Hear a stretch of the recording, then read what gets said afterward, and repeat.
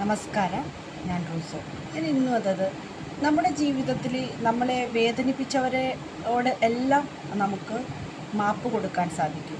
പക്ഷേ ജീവിതത്തിൽ നമ്മളെ വീണ്ടും വീണ്ടും അവഗണിക്കുകയും നമ്മൾ എത്രമാത്രം സ്നേഹം കാണിച്ചാലും നമ്മളെ അവഗണിക്കുകയും ചെയ്യുന്നവരുടെ പുറകെ പോകാതിരിക്കുന്നതാണ് നല്ലത്. കാരണം അവർ നമ്മളോട് പറയാതെ പറയുന്ന ഒരു കാര്യമാണ് നമ്മളെ ഇഷ്ടമല്ലെന്ന്. അപ്പോൾ അങ്ങനെയുള്ള അവഗണനകളിലൂടെയെല്ലാം കടന്നു പോയി കഴിഞ്ഞ് നമ്മളൊരിക്കൽ അത് ആണായാലും പെണ്ണായാലും അതിനെ ഉപേക്ഷിക്കാൻ നമ്മൾ തീരുമാനിച്ച് കഴിഞ്ഞാൽ, നമ്മളത് ഉപേക്ഷിച്ചും കഴിഞ്ഞു കഴിഞ്ഞാൽ പിന്നീട് ഒരിക്കലും ഉപയോഗിച്ച ആ വസ്തു വീണ്ടും ഉപയോഗിക്കാനായിട്ട് ഒരിക്കലും നമ്മൾ തീരുമാനിക്കരുത്. അത് കുറുക്കൻ്റെ കഥ പറഞ്ഞ പോലെയാണ്. കാരണം കുറുക്കൻ എപ്പോഴും ചതിച്ചുകൊണ്ടേയിരിക്കും.